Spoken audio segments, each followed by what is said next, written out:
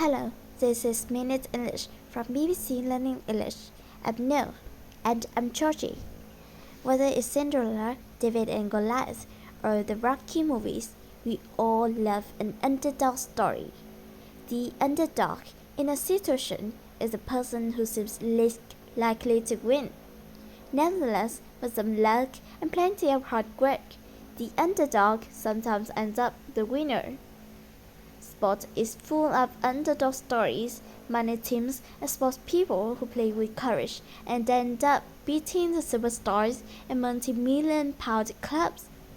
But if you were given a choice between your team being the favorite to win or being the underdog, it's pretty obvious you'd want to be the favorite, right? Well, yes, being the favorite gives a team confidence. But maybe the fact that no one expects the underdog to win is actually an advantage which could help them to a surprise victory. In this program, we'll be hearing about an underdog football club doing just that, and as usual, we'll be learning some useful new vocabulary too. Great! But first, I have a question for you, Georgie. One of the biggest underdog stories in sports history happened in the 2015-16 English football season when a little-known club beat top clubs like Manchester City and Liverpool, overcoming odds of 5,000 to 1 to win the Premier League. But which club? Was it A. Charlton Athletic, B. Leicester City, or C. Crystal Palace? I guess it was Crystal Palace. Okay, Georgie. I'll reveal the correct answer at the end of the program. The English Football Premier League is a good place to find underdogs. Each season, the three best clubs in the second league are promoted up, while the three quickest Premier clubs are relegated down. One club that knows all about relegation is Luton Town FC. In 2009, Luton Town were relegated entirely from the English League. Slowly their fortunes improved, however, and they have now become the first English team to progress from non-league to the Premier League. He's Luton fan Alex talking about his team's chances to BBC radio program Mental Muscle. But some of these elite Premier League clubs will look down their noses at us and just think we shouldn't be there, and we are there on merit, and we just gotta prove it this season. So we are the underdog, certainly financially, but on the pitch I don't think we will be. Alex thinks some of the rich Premier League clubs look down their noses at Luton. If you look down your noses at someone, you think you're better than them. But underdogs, Luton, have done better than expected, even beating some of the big clubs like Newcastle United. The question is how? Is there something about being the underdog that improves a team's chances of winning? To answer that, sports psychologist Gillian Cook spoke to BBC radio program Mental Muscle. So you can find that when the newly promoted team comes up, they have got a high confidence because they just come from excellent winning, so they have got the belief that they can do it.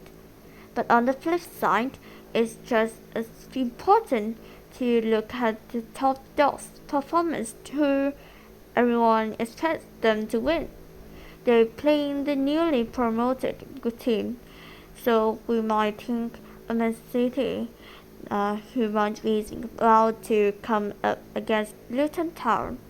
So what we can see from that is what in psychology literature is known as choking, and that's when pressure gets to an individual or team and they underperform.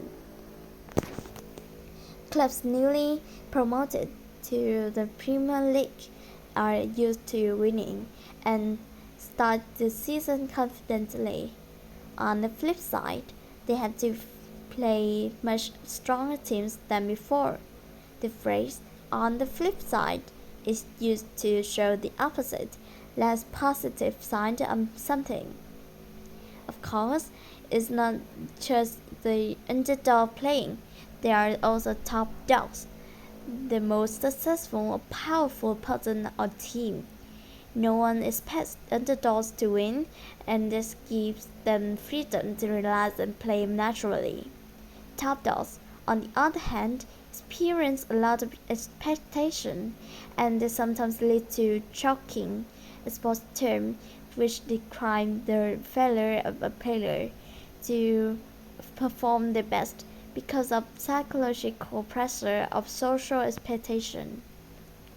Choking causes teams and players to underperform, to perform worse than expected. It's also true that neutral fans, people watching a match when the team isn't playing, tend to support the underdog as well. In football, it's tough at the top. I think it's time you review the answer to your question new. You asked me about the famous Premier League winning underdogs of the 2015-16 football season, and I guessed it was Crystal Palace, which was the one answer, I'm afraid, Georgie. In fact, it was Leicester City, nicknamed Foxes, who became the unexpected champions of the Premier League. Okay, let's recap the vocabulary we've learned from this program about the underdog, the person in a competition or situation who seems least likely to win. If you look down your nose at someone, you think you are superior to them. The phrase "on the flip side" is used to show the opposite, less positive or less popular side of something. The top dog is an informal way of saying the most successful or powerful person in a group. In sports, choking happens when a player or team fails to perform their best because of psychological pressure and social expectation. And finally, the verb to underperform means to perform worse than expected. Once again, our 6 minutes are up. Remember to join us again the next time for more topical discussion and useful vocabulary here at 6 Minutes English. Goodbye for now. Bye.